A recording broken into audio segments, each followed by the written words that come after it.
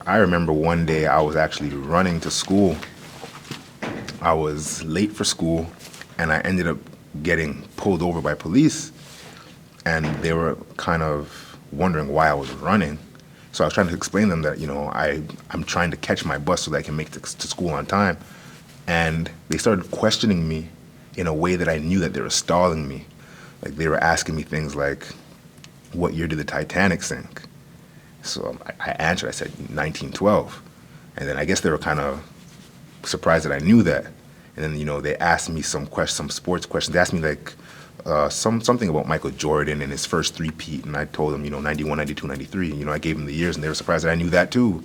And so that instance was kind of one of my first blatantly outward examples of the barriers that I would have to go through as a young black man in this society.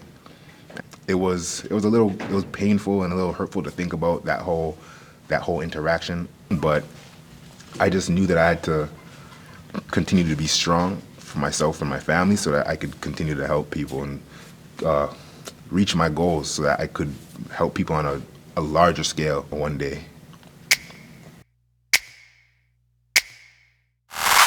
My name is Jonathon Mitchell, and I'm a youth outreach worker with Multi-Neighborhood Services. I just feel like not everybody gets a fair shake at life. And yeah, the responsibility is on us to put in the extra work, but I just feel like there are a lot of times where the people don't have the resources available to them to offset the things that are already set against them.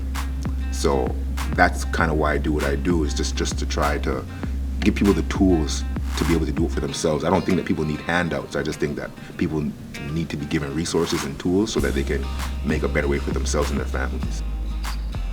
My biggest obstacle in school was me. You know what I mean?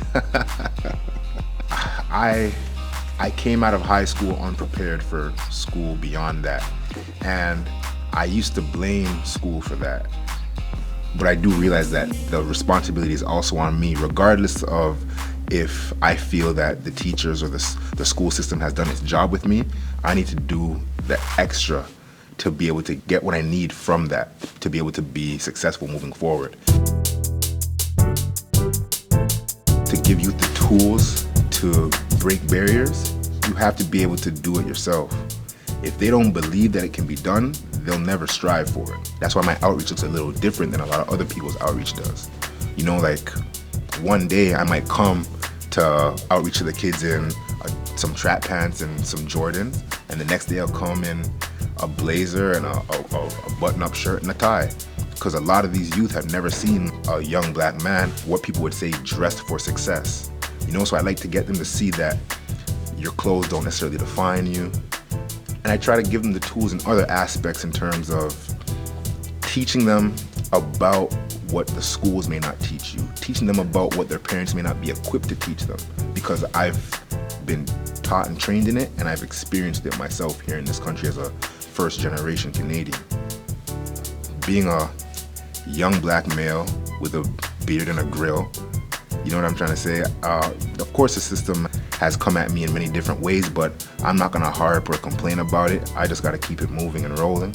A wise man once said that, a fool learns from his own mistakes, but a wise man learns from the mistakes of others. And I just try to do that all the time and use that towards my learning in order to beat the system.